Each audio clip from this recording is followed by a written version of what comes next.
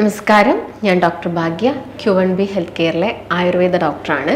Diabetes അഥവാ പ്രമേഹം നമുക്കറിയാം, ഇന്ത്യയിൽ തന്നെ ഏറ്റവും കൂടുതൽ രോഗികളുള്ളത് ഈ ഒരു മേഖല, അതായത് പ്രമേഹം എന്നൊരു കാറ്റഗറി തന്നെയാണ്.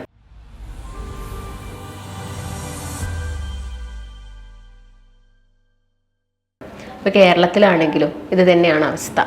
ഇപ്പം നമുക്ക് മലയാളികൾക്കൊക്കെ ഒരു കോമൺ ആയിട്ട് നമ്മൾ ചെയ്യുന്ന ഒരു കാര്യമാണ്, നമ്മൾ ബ്ലഡ് ചെക്ക് ചെയ്തു, ആ സമയത്ത് നമ്മൾ ഡയബറ്റീസ് ആണെന്ന് കണ്ടു, അതായത് ഫാസ്റ്റിങ്ങിൽ ഒരു എബോവ് 110 ഒക്കെ കണ്ടു. അതുപോലെ തന്നെ അല്ലെങ്കിൽ നിങ്ങൾ HbA1c ആവറേജ് ബ്ലഡ് ഷുഗർ നോക്കിയ സമയത്തും അത് ഒരു 6.5ൻ്റെ മേലൊക്കെ കാണുന്ന സമയത്ത് നമുക്ക് പെട്ടെന്ന് ഒരു പേടി വരികയാണ്, അയ്യോ എനിക്ക് ഷുഗർ ഉണ്ട്. സമയത്ത് നമ്മൾ പെട്ടെന്ന് തന്നെ ഡോക്ടറെ അടുത്ത് പോകുന്നു, മെഡിസിൻ എടുക്കുന്നു. അത് ആ ഒരു ബോർഡറിൽ അല്ലെങ്കിൽ ആ ഒരു സ്റ്റാർട്ടിങ്ങിലാണ് കിടക്കുന്നതെങ്കിലും നമുക്ക് പെട്ടെന്ന് തന്നെ മെഡിസിൻ എടുത്ത് കുറയ്ക്കാനാണ് നമ്മൾ എല്ലാവരും ശ്രദ്ധിക്കുന്നത്. പക്ഷെ നിങ്ങൾ മനസ്സിലാക്കേണ്ട ഒരു കാര്യം, മെഡിസിൻ എന്ന് പറയുന്നത് പ്രമേഹം കുറയ്ക്കുന്നതിൽ ഉള്ള ഒരു മാർഗം മാത്രമാണ്. അതും നമുക്ക് അറിയേണ്ടത് അതൊരു റേഞ്ചിൽ എത്തുന്ന സമയത്ത് മാത്രം മതി നമുക്ക് മെഡിസിൻസ്. അതിൻ്റെ മുൻപ് നമുക്കത് ആഹാരത്തിലാണ് മാറ്റം വരുത്തേണ്ടത്. കാരണം നമുക്കറിയാം, പ്രമേഹം എന്ന് പറയുന്നത് ഒരു ജീവിതശൈലി രോഗമാണ്. നമ്മുടെ ജീവിതശൈലിയിൽ വന്ന മാറ്റങ്ങളാണ്. ജീവിതശൈലി എന്ന് പറയുന്ന സമയത്ത് അവിടെ ഭക്ഷണ ക്രമീകരണത്തിൽ മാത്രമല്ല മാറ്റങ്ങൾ വന്നിരിക്കുന്നത്, നമ്മുടെ ടോട്ടലി നമ്മൾ ഒരു ദിവസം ചെയ്യുന്ന പല കാര്യങ്ങളിലും ചേഞ്ചസ് വന്നു. മുൻപുള്ളതിനേക്കാളും പല കാര്യത്തിലും ചേഞ്ചസ് വന്നു. അതിനോടൊപ്പം തന്നെ നമ്മൾ ഒരുപാട് ഭക്ഷണത്തിലും മാറ്റങ്ങൾ കൊണ്ടുവന്നു. ഇതിൻ്റെ ഭാഗമായിട്ടാണ് ഈ ജീവിതശൈലി രോഗങ്ങളൊക്കെ ഉണ്ടാവുന്നത്. അപ്പം പ്രമേഹവും അതുപോലെ തന്നെയാണ്. നമുക്കറിയാം, പ്രമേഹത്തിൽ നമ്മളെല്ലാവരും മനസ്സിലാക്കേണ്ട ഒരു കാര്യം, ഷുഗർ അടങ്ങിയ ഭക്ഷണം കഴിക്കുന്ന സമയത്താണ് പ്രമേഹം ഉണ്ടാകുന്നതെന്ന് നമുക്കൊക്കെ അറിയാം. അത് കറക്റ്റാണ്. അതുപോലെ തന്നെ അന്നജം പ്രമേഹം ഉണ്ടാക്കുന്ന ഒരു വില്ലനാണ്. അതായത് നിങ്ങൾ കൂടുതലായിട്ട് കാർബോഹൈഡ്രേറ്റ് അഥവാ ചോറ്, അരി ഒക്കെ ഉണ്ടാക്കുന്ന ഭക്ഷണങ്ങൾ കൂടുതലായിട്ട് കഴിക്കുകയാണെങ്കിലും നമുക്ക് പ്രമേഹം കൂടാനുള്ള ചാൻസസ് ഉണ്ട്. അപ്പോൾ നിങ്ങൾ പഞ്ചസാര മാത്രം അല്ലെങ്കിൽ പഞ്ചസാര കൊണ്ട് ഉണ്ടാക്കുന്ന ബേക്കറി ഐറ്റംസ്, കേക്ക്സ്, പേസ്ട്രി അങ്ങനെയുള്ള ഐറ്റംസ് മാത്രം ഒഴിവാക്കിയാൽ പോരാ. അതിൻ്റെ കൂടെ തന്നെ കാർബോഹൈഡ്രേറ്റ്സ് നമ്മൾ മാക്സിമം കുറയ്ക്കാൻ വേണ്ടിയിട്ട് ശ്രദ്ധിക്കണം. നമ്മുടെ ഇന്നത്തെ വീഡിയോയിൽ ഞാൻ കൂടുതലായിട്ട് ഉൾപ്പെടുത്തുന്നത്, ഒരു ദിവസം നിങ്ങൾ നിങ്ങളുടെ ലൈഫിലോട്ട് കൊണ്ടുവരേണ്ട കുറച്ച് കാര്യങ്ങൾ എന്തൊക്കെയാണ്, ജീവിത ക്രമീകരണങ്ങൾ എന്തൊക്കെയാണ്, ഭക്ഷണത്തിലും അതുപോലെ തന്നെ എക്സസൈസിലും അങ്ങനെയുള്ള കാര്യത്തിലൊക്കെ നമ്മൾ കൊണ്ടുവരുത്തേണ്ട കുറച്ച് മാറ്റങ്ങൾ എന്തൊക്കെയാണെന്നുള്ളതാണ് ഇന്നത്തെ വീഡിയോയിൽ ഞാൻ നിങ്ങളുമായിട്ട് ഷെയർ ചെയ്യുന്നത്. അപ്പോൾ ആദ്യം തന്നെ പറയുകയാണെങ്കിൽ, നമുക്കറിയാം, നമ്മൾ രാവിലെ എഴുന്നേൽക്കുന്ന സമയത്ത് മാക്സിമം നേരത്തെ എഴുന്നേൽക്കാൻ വേണ്ടിയിട്ട് നോക്കുക. അതായത് മാക്സിമം നേരത്തെ എഴുന്നേൽക്കണമെങ്കിൽ എന്താണ്, മാക്സിമം നേരത്തെ കിടന്നുറങ്ങണം. അപ്പം നേരത്തെ കിടന്നുറങ്ങുക, ഒരു 10 മണിക്കും 10:30ക്കും ഉള്ളിലൊക്കെ ആയിട്ട് വേഗം തന്നെ കിടന്നുറങ്ങിയിട്ട് രാവിലെ ഒരു 5നും 6നും ഇടയ്ക്കായിട്ട് തന്നെ എഴുന്നേൽക്കാൻ വേണ്ടിയിട്ട് ശ്രദ്ധിക്കാം. നമ്മൾ ആ ഒരു സമയത്ത് എഴുന്നേൽക്കുമ്പോൾ തന്നെ നമുക്ക് ആ ഒരു ഫ്രഷ്നെസ്സും കാര്യങ്ങളും, നമ്മളൊന്ന് ബെഡിൽ നിന്ന് എഴുന്നേറ്റ് കഴിഞ്ഞാൽ നമ്മളങ്ങ് ഓക്കെ ആവും. അതുവരെ നമുക്ക് ബുദ്ധിമുട്ടായിരിക്കും. ചിലപ്പോൾ നമ്മൾ അലാറം ഇങ്ങനെ മുൻപോട്ട് മാറ്റി വയ്ക്കും. ആ ശീലമൊക്കെ ഒന്ന് ഒഴിവാക്കി ജസ്റ്റ് ഒന്ന് ഓക്കെ, എനിക്ക് എഴുന്നേൽക്കണം, എനിക്ക് മാറണം, ചേഞ്ച് ചെയ്യണം, ലൈഫ് സ്റ്റൈലിൽ കുറേ മോഡിഫിക്കേഷൻസ് വരുത്തണം എന്നൊക്കെ തോന്നുകയാണെങ്കിൽ നമ്മൾ ആ സമയത്ത് തന്നെ എന്ത് ചെയ്യും, എഴുന്നേൽക്കും. ആ സമയത്ത് എഴുന്നേറ്റ് നന്നായിട്ട് നമ്മുടെ പ്രഭാത കർമ്മങ്ങളൊക്കെ ചെയ്തിട്ട് നിങ്ങൾ എന്ത് ചെയ്യുക, എന്തെങ്കിലും ഒരു എക്സസൈസ് നമ്മൾ ബോഡിക്ക് കൊടുക്കണം. എന്തെങ്കിലും ഒരു വാമപ്പ് എന്താണെങ്കിലും നമ്മൾ ബോഡിക്ക് കൊടുക്കണം. അത് നിങ്ങൾക്ക് ഇഷ്ടമുള്ളത് ചെയ്യാം. ഇപ്പം നടത്താണെങ്കിൽ നടത്തം ചെയ്യുക, അല്ലെങ്കിൽ ഓട്ടാണെങ്കിൽ ഓട്ടം ചെയ്യുക, സ്വിമ്മിങ് ആണെങ്കിൽ അപ്പം നിങ്ങൾക്ക് എന്താണോ, ജമ്പിങ് ആണെങ്കിൽ ജമ്പിങ് ചെയ്യുക, സൈക്ലിംഗ് ആണെങ്കിൽ അത് ചെയ്യുക, അല്ലെങ്കിൽ നിങ്ങൾ ജിമ്മിൽ പോയിട്ട് വർക്കൗട്ട് ചെയ്യുന്ന ആളുകളാണെങ്കിൽ അത് ഫോളോ ചെയ്യുക. അപ്പം നടത്തമൊക്കെ ആണെങ്കിൽ എന്താണെങ്കിലും ഒരു 45 മിനിറ്റ് മുതൽ 1 മണിക്കൂർ വരെ ഫോളോ ചെയ്യാൻ വേണ്ടിയിട്ട് നോക്കുക. ഇതിൻ്റെ കൂടെ തന്നെ നിങ്ങളൊരു പ്രാണായാമം കൂടി കണ്ടിന്യൂ ചെയ്യുന്നത് നല്ലതായിരിക്കും. പ്രാണായാമം എന്ന് പറയുന്ന സമയത്ത് നമുക്കറിയാം, ശ്വാസകോശം കുറച്ചും കൂടി ഹെൽത്തി ആവാൻ വേണ്ടിയിട്ടാണ്. അപ്പോൾ ശ്വാസകോശമായിട്ട് ബന്ധപ്പെട്ട അസുഖങ്ങളുള്ള ആളുകൾ മാത്രം ഇത് ചെയ്താൽ മതിയോ, പോരാ. നമുക്ക് എല്ലാവർക്കും പ്രാക്ടീസ് ചെയ്യാൻ പറ്റുന്ന കാര്യങ്ങളാണ് പ്രാണായാമസ്. അതായത് നമുക്കൊരു ഏജ് ആവുന്ന സമയത്ത് നമുക്ക് എല്ലാവർക്കും ബുദ്ധിമുട്ട്, ബ്രീത്തിങ്ങിലാണെങ്കിലും ബുദ്ധിമുട്ട് വരും. അലർജി കംപ്ലയിൻസ് ഉള്ള ആളുകൾക്കാണെങ്കിൽ ആ ബുദ്ധിമുട്ട് ആ ഒരു ഏജ് ആവുന്ന സമയത്ത് കൂടും. അപ്പോൾ അതൊക്കെ പ്രിവെൻറ്റ് ചെയ്യാൻ വേണ്ടിയിട്ട് നമുക്ക് ഇപ്പോഴേ നമുക്ക് പ്രാണായാമങ്ങളും കാര്യങ്ങളും ഒക്കെ നമുക്ക് എന്ത് ചെയ്യാം, ചെയ്ത് സ്റ്റാർട്ട് ചെയ്യാവുന്നതാണ്.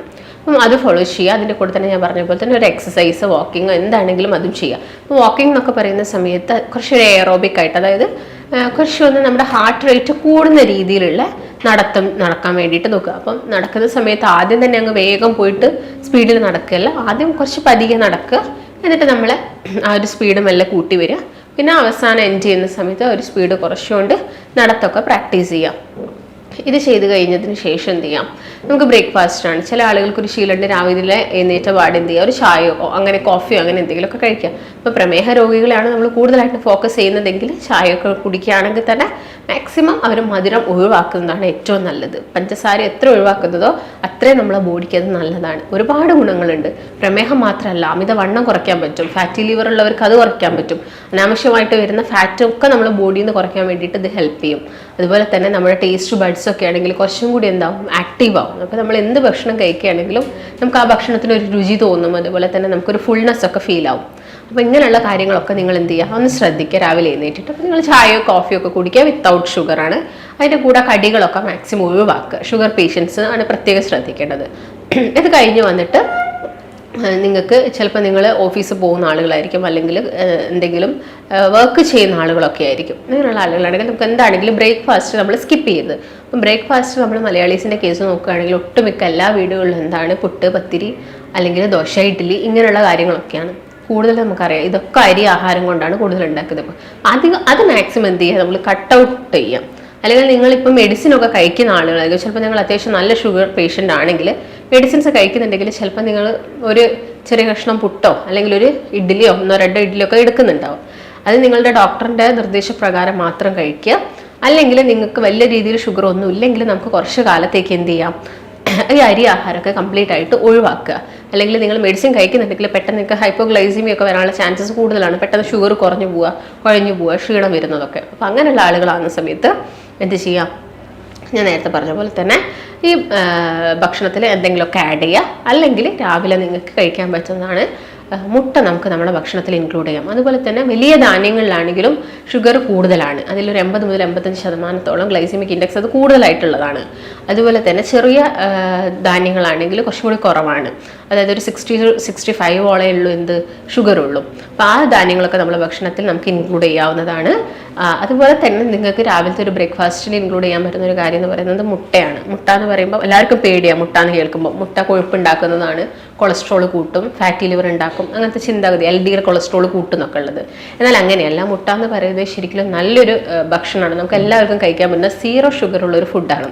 അതായത് രാവിലെ നിങ്ങൾക്ക് 1-2 മുട്ട, ഇതിപ്പം ഷുഗർ പേഷ്യൻസിനാണെങ്കിലും കഴിക്കാം. അതായത് മുട്ടയിൽ ഞാൻ നേരത്തെ പറഞ്ഞ പോലെ തന്നെ ലെസിത്തിൻ എന്ന് പറഞ്ഞാൽ നല്ലൊരു ആൻറ്റി ഓക്സിഡൻ്റ് ഉണ്ട്. ഇത് നമ്മുടെ രക്തക്കുഴലുകളിലൊക്കെ വരുന്ന ബ്ലോക്കൊക്കെ കുറയ്ക്കാൻ വേണ്ടിയിട്ട് ഹെൽപ്പ് ചെയ്യും. അതുപോലെ തന്നെ HDL കൊളസ്ട്രോൾ കൂട്ടും. HDL കൊളസ്ട്രോൾ നമുക്കറിയാം നമ്മുടെ ഹാർട്ടിന് വേണ്ട കൊളസ്ട്രോളാണ്. അത് കൂട്ടാൻ വേണ്ടിയിട്ട് ഇത് ഹെൽപ്പ് ചെയ്യും. അതുപോലെ തന്നെ ഇതിൽ വൈറ്റമിൻ എയും ഡിയും എല്ലാം അടങ്ങിയിട്ടുണ്ട്. അതേപോലെ തന്നെ ബി കോംപ്ലക്സുകളൊക്കെ നമുക്കറിയാം. ബി കോംപ്ലക്സ് എന്തിനൊക്കെ നമുക്ക് ശരീരത്തിന് എല്ലാത്തിനും, മുടി മുതൽ കാല് വരെ നമ്മളെ എല്ലാ ഓർഗൻസിനാണെങ്കിലും ബോൺസിനാണെങ്കിലും ഒക്കെ ബി കോംപ്ലക്സും ഡി ഒക്കെ ആവശ്യമാണ്. അപ്പോൾ ഇതിലൊക്കെ അടങ്ങിയിട്ടുള്ളൊരു ഭക്ഷണമാണ് എന്തെന്ന് പറയുന്നത്, മുട്ട എന്ന് പറയുന്നത്. അപ്പോൾ നമുക്ക് മുട്ട നമ്മളെ ഭക്ഷണത്തിൽ ആഡ് ചെയ്യാം.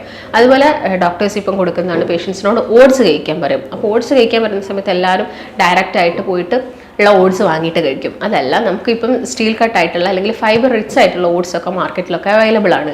അങ്ങനെയുള്ള ഓട്സ് വാങ്ങിയിട്ട് നിങ്ങളതൊരു ഉപ്പുമാവോ അല്ലെങ്കിൽ പുട്ടാക്കി കഴിക്കുന്ന സമയത്ത് അതിൽ നന്നായിട്ട് വെജിറ്റബിൾസും കൂടി ആഡ് ചെയ്യാൻ വേണ്ടിയിട്ട് ശ്രദ്ധിക്കാം. ഇപ്പോൾ ബീൻസ് ആയിക്കോട്ടെ, അങ്ങനെയുള്ള വെജിറ്റബിൾസ് ഒക്കെ നന്നായിട്ട് ആഡ് ചെയ്തിട്ട് നിങ്ങൾ രാവിലത്തെ ബ്രേക്ക്ഫാസ്റ്റ് ഈ ഒരു രീതിയിൽ എന്ത് ചെയ്യാം, കണ്ടിന്യൂ ചെയ്ത് പോവാം.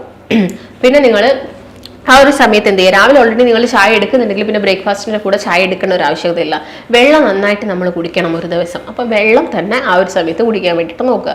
പിന്നെ ഓഫീസിലൊക്കെ പോകുന്ന ആൾക്കാരാണെങ്കിലും സ്ട്രെസ്സൊക്കെ ഉള്ള കണ്ടീഷനാണെങ്കിലും നമുക്ക് ഒരുപാട് സ്ട്രെസ്സൊക്കെ വരുന്ന സമയത്ത് ചിലപ്പോൾ നമ്മുടെ ഷുഗറിലൊക്കെ വേരിയേഷൻസ് ഉണ്ടാവും. നമ്മുടെ ബോഡിയിൽ കംപ്ലീറ്റ് ആയിട്ടുള്ള മാറ്റങ്ങൾ വരും. അപ്പോൾ നിങ്ങൾ സ്ട്രെസ്ഫുൾ ആയിട്ടുള്ള ലൈഫൊക്കെ ഒന്ന് ബിസി അല്ലെങ്കിൽ ആ ബിസി ഷെഡ്യൂളൊക്കെ ഒന്ന് കുറച്ച് നല്ല രീതിയിൽ കുറച്ച് ഹാപ്പിയോടുകൂടി എൻജോയ് ചെയ്ത് നമ്മുടെ വർക്കൊക്കെ ചെയ്യാൻ വേണ്ടിയിട്ട് ശ്രദ്ധിക്കാം. ഇതും നമ്മുടെ എല്ലാ ശാരീരികമായിട്ടും മാനസികമായിട്ടുള്ള എല്ലാ രീതിയിലുള്ള ലൈഫിനും ഇത് ഡിപ്പെൻഡ് ആവുന്നുണ്ട്.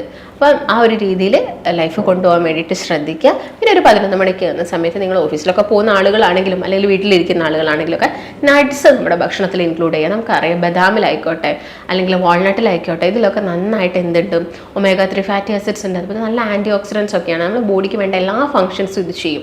അപ്പോൾ നിങ്ങളൊരു 8 മുതൽ 10 വരെ ബദാമൊക്കെ നിങ്ങൾ ഭക്ഷണത്തിൽ ഇൻക്ലൂഡ് ചെയ്യുക. ആ സമയത്ത് നിങ്ങൾക്ക് എന്ത് ചെയ്യാം, നമ്മളെ ഗട്ട് ഹെൽത്ത് നമുക്കറിയാം. ഡയബറ്റീസ് എന്ന് പറയുന്നത് കൂടുതലായിട്ടും കാണുന്നത് ടൈപ്പ് 2 ഡയബറ്റീസ് ആണ്. ടൈപ്പ് 2 ഡയബറ്റീസ് ഡയബറ്റീസ് എന്ന് പറയുമ്പോൾ അവിടെ ഇൻസുലിൻ ഒരു റെസിസ്റ്റൻസ് ആണ് ഉണ്ടാവുന്നത്. അതായത് ഇൻസുലിന് പ്രോപ്പറായിട്ട് വർക്ക് ചെയ്യാൻ പറ്റുന്നില്ല.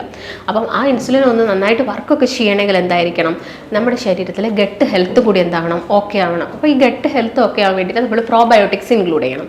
ആ ഒരു 11 മണിക്ക് നിങ്ങൾക്ക് നട്ട്സിൻ്റെ കൂടെയൊക്കെ നിങ്ങൾക്ക് കുറച്ച് പ്രോബയോട്ടിക്കായ സംഭാരമോ മോരും വെള്ളമോ ഒക്കെ നമുക്ക് കഴിക്കാൻ പറ്റുന്നുണ്ടെങ്കിൽ അത് കുറച്ചും കൂടി ഹെൽത്തി ആയിരിക്കും.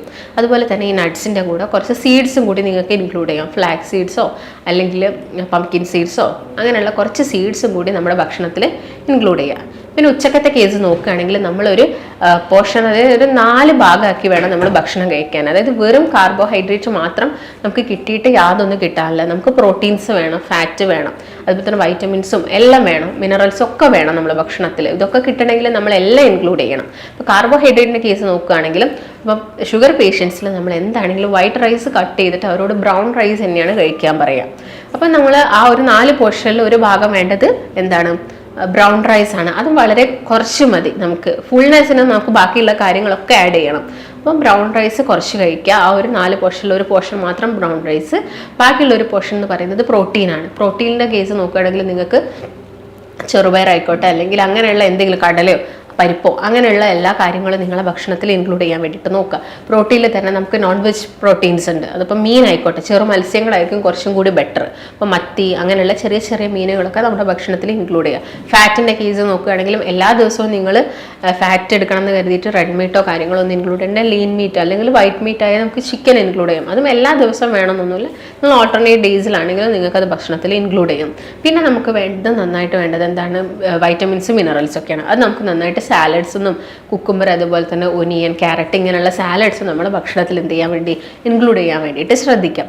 ഇതാണ് ശരിക്കും നമ്മൾ ഉച്ചവരെ നമ്മൾ കഴിക്കേണ്ട ഒരു ഭക്ഷണ ക്രമീകരണം. ഇതിൻ്റെ കൂടെ തന്നെ ഞാൻ നേരത്തെ പറഞ്ഞപ്പോൾ തന്നെ രാവിലെ ആ ഒരു എക്സസൈസ് നിങ്ങൾ കംപ്ലീറ്റ് ആയിട്ട് ഫോളോ ചെയ്യണം. ഇപ്പോൾ നിങ്ങൾ വർക്ക് ചെയ്യുന്ന ആളുകളൊക്കെ ആണെങ്കിൽ ഓഫീസിലാണെങ്കിൽ സെഡൻറ്ററി ലൈഫ് സ്റ്റൈൽ ഫോളോ ചെയ്യുന്ന ആളുകളായിരിക്കും. അങ്ങനെയുള്ളവരാണെങ്കിലും ഇടയ്ക്കൊക്കെ ഗ്യാപ്പ് ടൈമുകളിലൊക്കെ ജസ്റ്റ് ഒന്ന് നിങ്ങളുടെ ബോഡിക്ക് ഒരു മൂവ്മെൻറ്റ്സും കാര്യങ്ങളൊക്കെ കൊടുക്കാൻ വേണ്ടിയിട്ട് നോക്കുക. അതുപോലെ തന്നെ നിങ്ങളെ വർക്കിൽ കുറച്ചും കൂടി ഒന്ന് എൻജോയ് ചെയ്ത് ചെയ്യാന്നുള്ള ഒരു മ്യൂസിക് സിസ്റ്റം അതുപോലെയൊക്കെ കൊടുത്തിട്ട് നമ്മളെ ജോലിയൊക്കെ കുറച്ചും കൂടി ഒന്ന് നല്ല രീതിയിൽ സ്മൂത്താക്കി കൊണ്ടുവരാൻ വേണ്ടിയിട്ട് ശ്രദ്ധിക്കാം.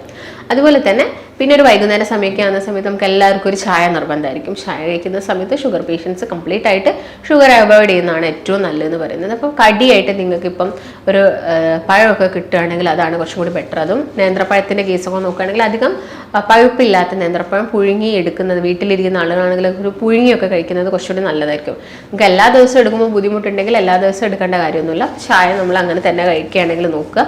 പിന്നെ എണ്ണക്കടികളൊക്കെ മാക്സിമം ഒഴിവാക്കുന്നതാണ് ഏറ്റവും ബെറ്റർ. അങ്ങനെ ശ്രദ്ധിക്കുക. പിന്നെ രാത്രിത്തെ ഫുഡ് എന്ന് പറയുന്നത് കാർബോഹൈഡ്രേറ്റ് മാക്സിമം കുറയ്ക്കുക. ഇപ്പോൾ ചപ്പാത്തി കഴിക്കാം, വീറ്റ് എടുക്കാമെന്നായിരിക്കും എല്ലാവർക്കും ഒരു ഉണ്ടാവുന്നത്. പക്ഷേ വീറ്റ് ആണെങ്കിൽ നിങ്ങളിപ്പം ചോറ് ഒഴിവാക്കിയിട്ട് ഒരു 3-4 ചപ്പാത്തി കഴിക്കുന്നതിലും ബെറ്റർ ചോറ് കഴിക്കുന്നത് തന്നെയായിരിക്കും. അപ്പം നിങ്ങൾ എന്ത് ചെയ്യാം, ആ ഒരു എമൗണ്ടൊക്കെ കുറച്ച് 1-2 ചപ്പാത്തിയൊക്കെ കഴിക്കുക. അതിൻ്റെ കൂടെ നന്നായിട്ട് സാലഡ് ആഡ് ചെയ്യുക.